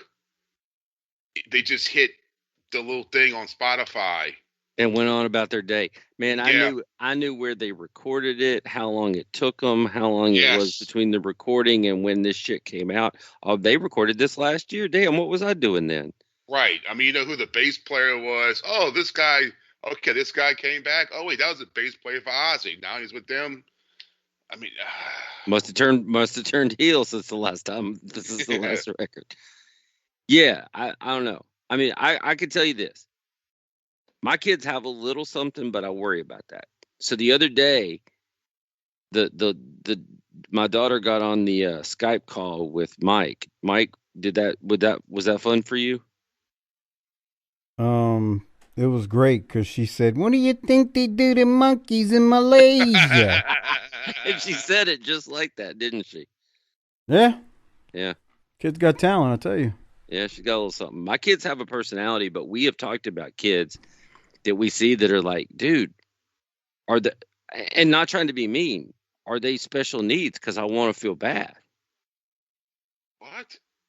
Yeah, these kids, they don't have social skills because they're so used to their phone, and it's I mean, the damnedest thing, man. so like it's a thing that on the soccer, the big time sports, the soccer team, like the kids have to check in with their coach and say hi and bye, because the coach is like, one of your life skills you need to learn is how to speak to adults. How to speak to people just in general. Jesus. Exactly. And that is, you go, well, shit, yeah. And it's like, no, it's rarer than you think. Mm-hmm. Yeah, because I was talking from my previous job. My boss, he's like, yeah, man, I come into the office and there's a bunch of uniforms and an iPhone on my desk with their fucking ID. I'm like, fuck is this? They just quit. Didn't say anything. Just here's my shit. Let me tell you this.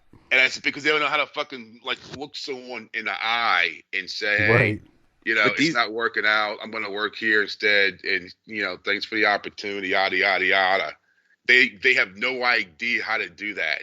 But these kids also don't give a shit about your job. Yeah. Bro, they don't care. They Your do. we had this job discussion is before. It is not of their. They're like, this Bro, sucks. they got You something. Suck, I'm out. They got something our generation don't have, and it's that. That is the one thing. The not giving zero, what's about. Oh, you want to treat me bad at work? We're done. Bye. They do. Like, I think of the flat out abuse that I took on menial jobs and the lessons it taught me. And today's kids, they like, excuse me? They bounce and won't say a word. It's like, I'm done. I'm done. Yeah. They just disappear like Batman. And will blow you up on Glassdoor or any of the reviews. Like, nah, not only they mess with the wrong person now. On Glassdoor. That's like it's a website. You could review you companies can review and the management. Employers, bro. Oh, you can say, oh God, my boss Mike's an asshole for booking territory. I'm gonna go on there right now. I got Glassdoor repair in New Orleans, Glassdoor knobs. Okay. All right. Back to Flair. Let's know your worth. Let's close, Doc. Let's because we got more Jim Herd stuff here. Let's close the loop on because I'm gonna blow past these next few things that we. I don't have anything from any of this except for the guy that the one-man gang wrestles here looks like all hell. Yeah, I did want to get Harper's thoughts on this guy. I know you're looking at Glassdoor, Harper, but I want you to look at. Podcast. Okay, Harper. In mind. Harper, I need you to focus. Like, I want you to look at this dude. Put the towel over his eyes like Gary Hart does. Look at this dude. The dude's name is Danny Hornaday, and look at his hairdo.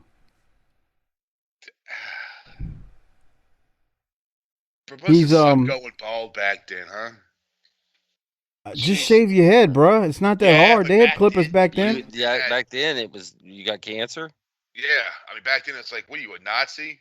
Oh, this dude looks like a high school biology teacher, man. Dude, they got one guy at one of the stores I go to, one of the managers, and it's like I have more hair than this guy, but he's still holding on, bro, and he's still brushing. Yeah, I can hear y'all. Yeah, okay. When I was talking about that guy that from one of the stores I go to. Yeah. We all heard that, huh? All we heard was he's hanging on, and something about a brush, and that was it. Yeah, dude, he like brushes it back, and he has less hair than I do, and he puts some kind of product in it or something. He looks like a bald guy from like 1985. It's like, bro, like. Know when to say when, bro. It's over. It's like Just that let it go. fucking Japanese soldier that got stuck on an island, and he's been there for like fucking 20 years, and he's still, got the rifle in his fucking hand. It's like, no, it's over, bro. Go home. All right.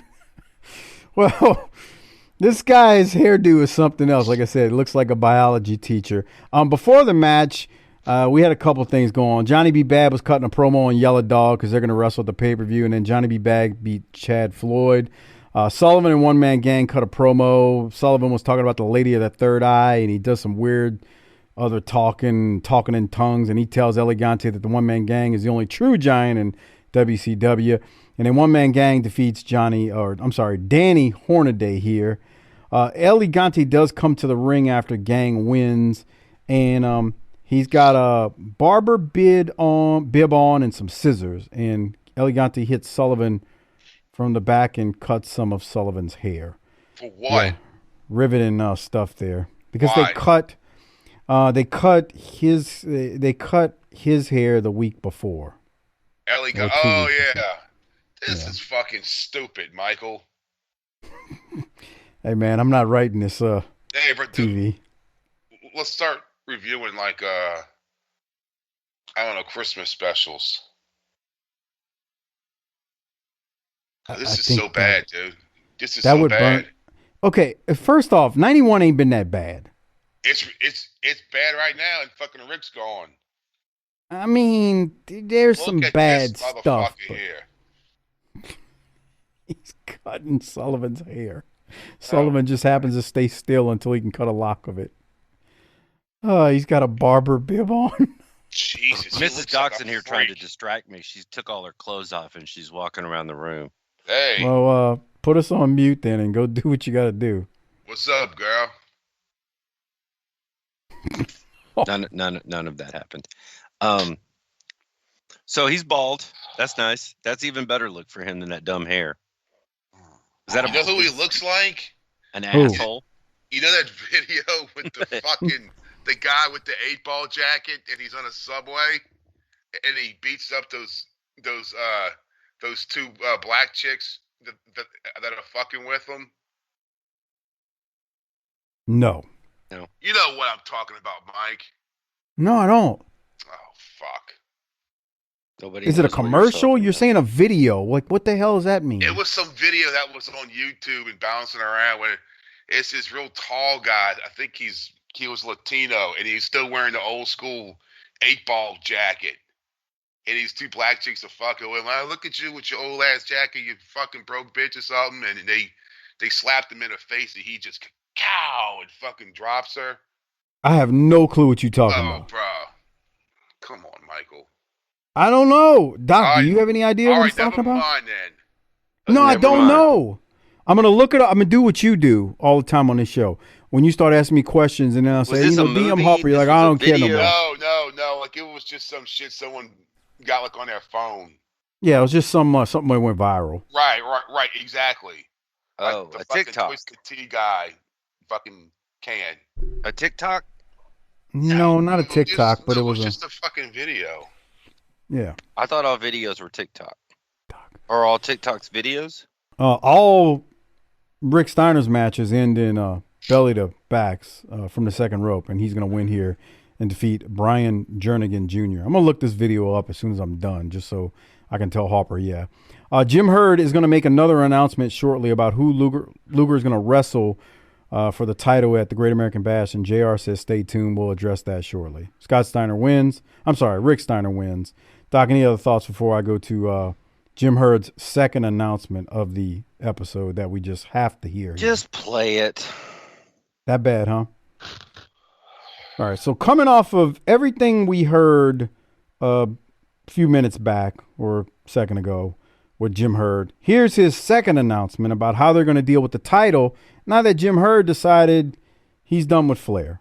Gentlemen, to World Championship Wrestling, Jim Ross and Paul Lee Dangerously here at ringside. If you just joined us early in the broadcast, we heard comments from Executive Vice President Jim Herd. The WCW Board of Directors and Championship Committee has stripped Nature Boy Ric Flair of the World Heavyweight Championship. We will have a championship match in 8 days at the pay-per-view. It will be Lex Luger, Paul, and an opponent. You have any guess? I have no idea who this could be, but I know that he's coming out of the WCW top 10. I understand that Mr. Hurd is standing by. Let's go back to the media room. Let's go to him. Thanks, guys. The WCW board has made its decision, and I'm sure you will be as happy as I am to sanction the following bout on the July 14th Great American Bash for the World Heavyweight Championship in Baltimore. The World Heavyweight Championship bout. It's Lex Luger versus Barry Windham. What a bout. What a night. The Great American Bash, July the 14th from Baltimore, Maryland. What a match Barry Windham. What a match that is going to be. Huh? Former tag team partners Barry Windham and Lex Luger will wrestle for the heavyweight championship of the world in 8 days on pay-per-view. Barry Windham and Lex Luger. Now, here are two guys that really know each other. They have been partners. They fought over the U.S. Heavyweight Championship 2 years ago. Now, in 8 days, they go at it for the Heavyweight Championship of the world. What a broadcast it has been. You're Luger welcome. and Windham for the world title in 8 days. Let's go back up to Gary Capetta. So here's the irony, Doc. Remember how Flair said, well, okay, I'll just drop it to Barry and then Barry can drop it to Luger at the Bash. This is what's happening anyway. Like, it's not happening, but the two guys are going to wrestle anyway. That's how dumb Hurd is. Just let him drop the title to Barry. You got your title then. Barry drops it to Luger. It's the same. It's going to be the same. I shouldn't say. Spoiler alert. It's going to be the same damn result. That's how dumb he is. I'm surprised that JR didn't turn to Paul E and go, look, we can't agree on much, but I think we can both agree that we work for a dumb shit. Oh, boy. Do you see how... You know that call earlier that when JR was talking and Paulie was on the background, he was probably calling Eddie Gilbert down in the Southeastern going, can I come down? Yeah, right. Y'all guys fight down there? Yeah, right. It's like, fuck, I'm making good money here. They got to kick me out. He goes back there before ECW, though, right? That's right. Yeah. And he tried to do a thing with Crockett. Oh, yeah. That was the thing in Texas, huh? Yeah. By y'all? Yeah. At Tully? Yeah. Yeah. Okay. So, Doc, any thoughts? Look, I ain't got no problem. We all know I ain't got no problems with no Barry Windham, but this is not what we needed to be doing, so fuck it. I just think that the irony is one of Flair's suggestions is, okay, you don't want to drop it to Sting? I'll drop it to Barry. He deserves it, and he can drop it to Luger. Like, you ain't never seen a manager do stupid shit like that? Bro, yes, I've seen it where you say, look, here, I understand you're my manager, but I'm an expert in this particular thing. Here's what you should do. You're going to get that same exact outcome. It's just not going to take as many steps. I'm the boss. That's exactly what happens. And then you end up 6 months down the road, and you got to do what you ultimately suggested, and then you don't even get the credit for it. They get the credit, like they did it. Well, if you'd have listened to me 6 months ago, we would have already been past this dilemma onto the next one of the 100 that you cause daily. But, that's not how it works. So hypothetically, I don't mean this as a You got to realize thing, right? that at the shoot job you're at, very little of it is about drawing money. It's about who's in charge. So I just heard in these announcements, he is the most uncomfortable executive I've ever seen in my life. And I've seen a lot of uncomfortable executives. He is probably the worst with the way he's reading the announcement from the piece of paper. But again, we're going to have Lex and Barry, which Flair said, let's just put it on Windham and he can wrestle Luger. So we're going to get that match anyway.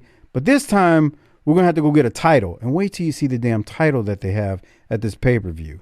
Because, remember, Flair took the title with him. Oh, yeah. Did they take a tag team title and kind of finagle it? I don't want to spoil it because the patrons, just wait. When we review the pay-per-view, yes. Absolutely. So, yeah, all that in a nutshell, sure.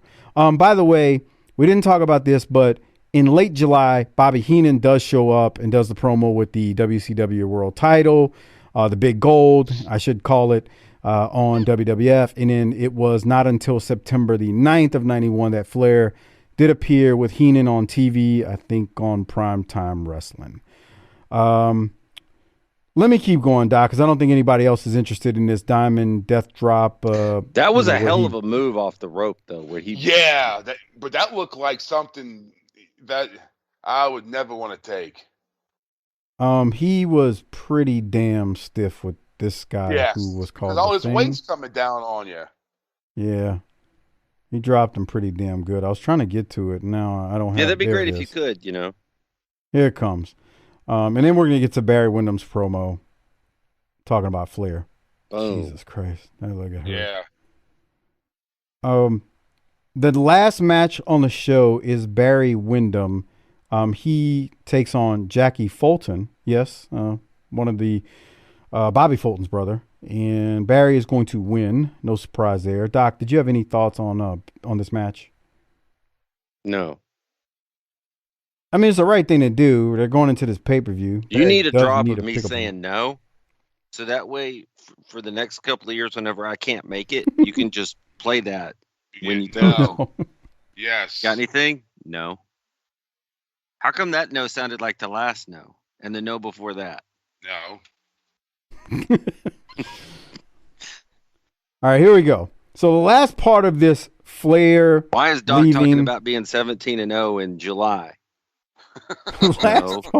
The last part about Flair leaving and Barry now getting the title match is now we throw it on old Barry Windham here, who's currently in the hospital fighting, so fight on, Barry. We throw it to old Barry Windham here to try to talk him into the building, and I think he does a good job. Here's Barry Windham. Fans, it has certainly been a dynamic hour here on TBS. As you heard, the WCW Championship Committee has stripped Ric Flair of the world title. In 8 days it will be Barry Windham and Lex Luger in a cage on pay-per-view. The winner will be the new world heavyweight champion. You know what? I'm going to tell you the difference between me and Lex Luger. The United States heavyweight champion is always the #1 contender.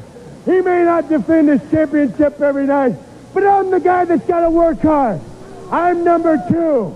I'm the contender that's got to prove myself every night. And there's not a doubt in anybody's mind who the next heavyweight championship holder is.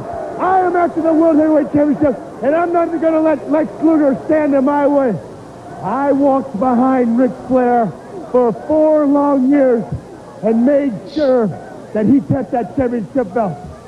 My turn is up, and I'm going to walk the aisle like the Nature Boy never could. All right, ladies and gentlemen. Well, Barry, I want to tell you, these fans right here, I think, are solidly behind Lex Luger, it would seem.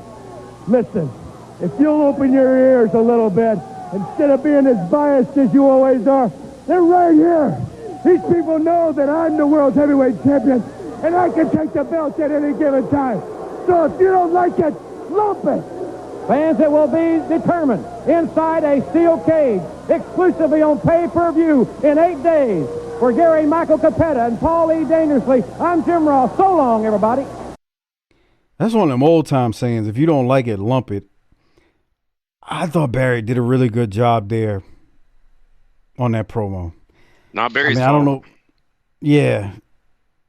In I'm him and surprised Luger. to let him bring up Ric Flair. Nowadays, They keep talking about him in next week's episode, too. I mean, he was pretty direct, too. I'll walk the aisle the Nature Boy never could. That's, I mean, if you don't know any better, you'd think, oh, my God, why's he got heat with Flair there saying that? But he's just working. Yeah. He's like, that was the other thing. I walked behind Flair for 4 long years. I made sure he kept that belt. Jesus. I mean, he's not lying. I thought he did a good job here, Doc. If you think everything we've dealt with this saga, with Jim Herd and what I read that Flair said and Herd's promos and announcement, I think Barry did as much as he could possibly do here to make us want to see this match at the pay-per-view. Even though it would have made more sense if he had the damn world title right now, given the circumstances, and he was defending it against Luger. Man, you Jim can tell Herd me couldn't we're have going that. to get rid of Flair, and Flair will do business with Windham, and we're not going to have some kind of thing where Windham turns on Flair. Do something. Something. We just traded. So let me get this straight. We just traded Ric Flair to the opposition, and we didn't get anything back. Nothing. We That's didn't like get trading off, Dak Prescott to the fucking. No, it's not. Dak Prescott's not the world champ. Well, okay, that would be like Kansas City trading Patrick Mahomes to the Cincinnati Bengals for a practice squad player. For nothing. For zero. We just think that we're better off without him, and we don't think it hurts us for you to have him. That's the problem. That's the problem. That's Herd's problem right there. He thinks crazy to have we that think mentality? we've got a stronger case with these costume parties, as Harper called it, characters, and we're going to do that, and we're good. God. So we're not upset about what's just happened. We're excited about the future. Get the fuck out of here. I've heard that before.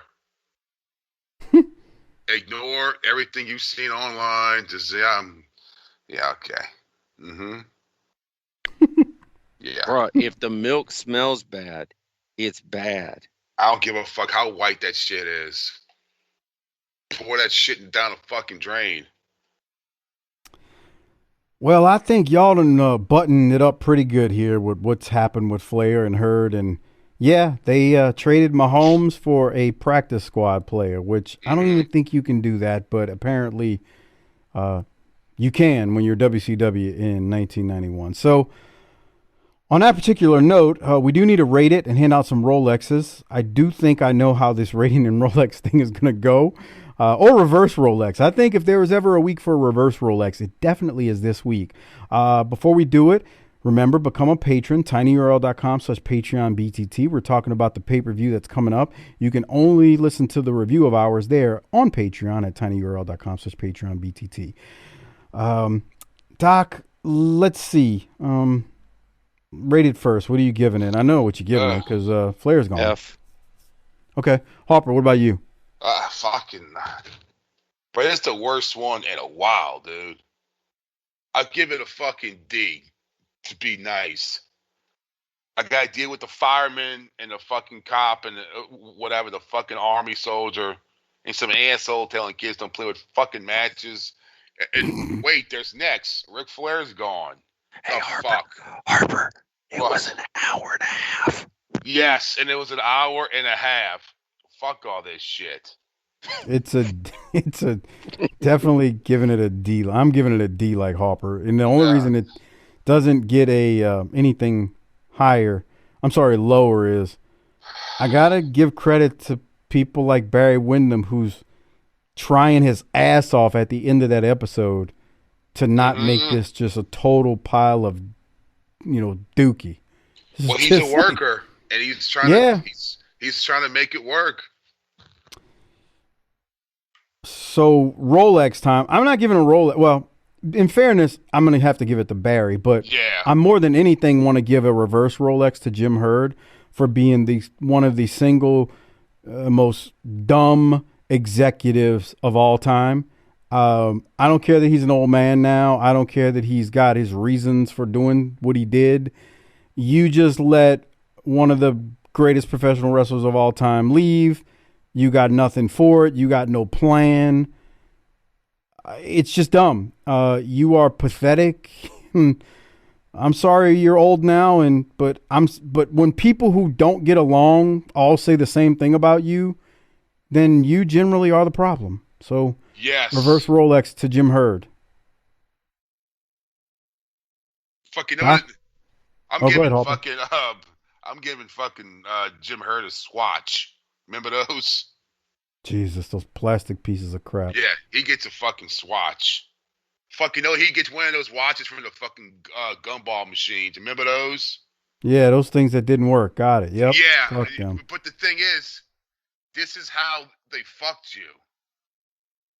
Because I always wanted one of those watches, especially when they had the ones that were like the fake Transformer watch. Like you would take the face off, you pull like the little arms and legs out. Jesus Christ, yes. I always wanted one of those. And they had like the fake one in a gumball machine. I'm thinking, all right, I'm gonna try to get it. And then it just hits you. There's no way that watch could fit in one of those little fucking plastic bubble things. And then you realize this is all bullshit. This is all fucking bullshit. There's no watch in here.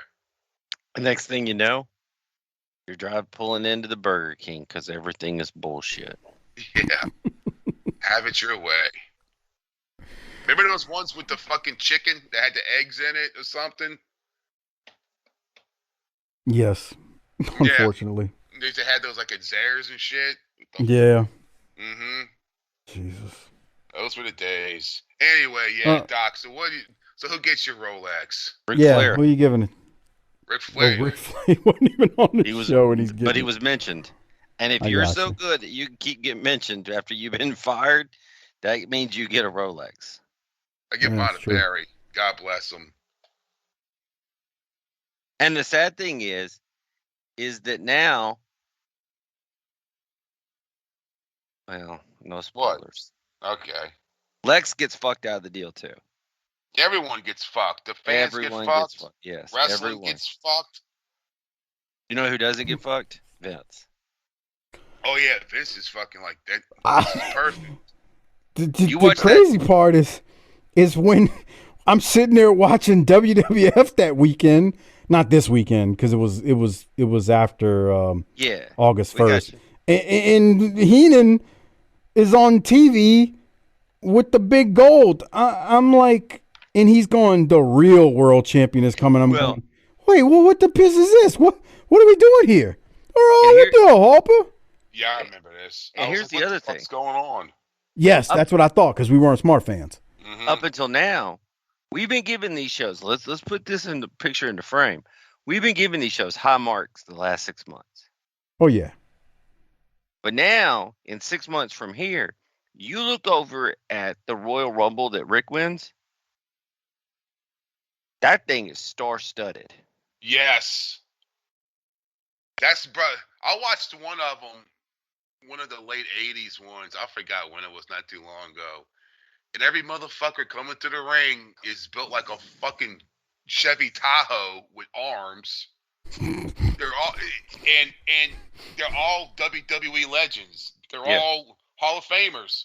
Every fucking one of them is. 92, they're rolling out DiBiase and Bulldog and Sid and Hogan and Savage and Piper Taker and Jake. Fuck. Yeah. I just had to look it up because I wanted to see it from my own eyes. What's that? Just the list of names who are in that Rumble. Yeah. And a British Bulldog, DiBiase, Flair, Sags, Haku, Shawn Michaels, Tito Santana, Barbarian, Texas Story, Kerry, Repo Man, Greg Valentine, and Repo Man is Barry Darso. So keep that in mind. Nikolai Volkov. What the fuck is a Repo Man? I was a kid. I was like, what? Big Boss Man, Hercules, Piper, Jake Roberts, Jim Duggan, Mike Rotunda as Erwin R. Shyster, Jimmy Snuka, Undertaker, Savage, the Berserker, which is John Nord. I mean, he may be your lowest name. Virgil, Colonel Mustafa, Rick Martel, Hogan, Skinner. Oh, Skinner was Sergeant Slaughter, Sid Justice, and the Warlord. That is your 92 contestants in the Rumble that Flair wins. So you looked around in mid-91 and goes, yeah, we got too much talent around here, so let's get rid of Flair. Yeah. I mean, look, there's some people there you're like, okay, I could do without him. But then you look at all these names on this card, you're like, Jesus Lord. And I know 92 Undertaker isn't Undertaker that we know it, later on. But I mean, you got Piper there. Jake Roberts was a star. Shawn Michaels, No, but DiBiase. 92 Undertaker was a guy that a year and a half ago we said, we don't need him. He can't draw money. Yeah. Yeah, ain't that something? Isn't that crazy? That's nuts. Sid, look, well, think of Sid. They didn't know what to do with Sid either. So they stretchered him out. I mean, they fed him to the 7'7" Brazilian idiot. Yeah. Boss Man. Do we need to talk about Boss Man? He's gone. I mean, he was in WCW, Crockett. Yeah. Hell, we had Barbarian at a time. What are we doing? Sags. Oh man. I don't know, man. I don't know what we're doing. It's an embarrassment of riches, that's for damn sure. Okay, so man, that's gonna wrap it up this week. Before we get out of here, remember, hey, it's almost Christmas. Do yourself and people you love or hate a favor. Get them a video shout out and a Christmas card from Hardbody Harper. It's a video shout out. All you got to do is email him. Email him to chrisharper16wildcat@gmail.com. Let him know who the video shout out is for, whether it's for yourself, a family member, somebody you hate, and tell him what you want in that video. Specifically, be very specific. And then PayPal him $20. That's right, inflation proof, still only $20. So cc30388cc@yahoo.com. Let's do it. Cut some promos on some of these jackasses in your life that you don't like, except have Harper do it because nobody can cut a promo on someone like Hardbody Harper. That's right. Email him and then PayPal to cc30388cc@yahoo.com. If you missed any of that, it is in the show description. Doc, I'm almost blown up, but one other thing. Check out our Vantage Point, the Retro Wrestling Podcast with the writer Michael Quinn, the northern version of BTT, slightly classier, definitely more professional, but still fun nonetheless. They support us, please support them. And check out the Bottom Line Cast with Mike Prue and JV. They do the ECW show over on the Patreon feed, but they also do a show on the career of Stone Cold Steve Austin, so check them out. On that note, Harper, you got anything before I throw it to, Doc, you got anything before I throw it to Harper to hit the tagline? No, I'm depressed. Wow. I know. Times are tough, man, and yeah. Harper, hit the tagline. Let's roll. Book it, bitch.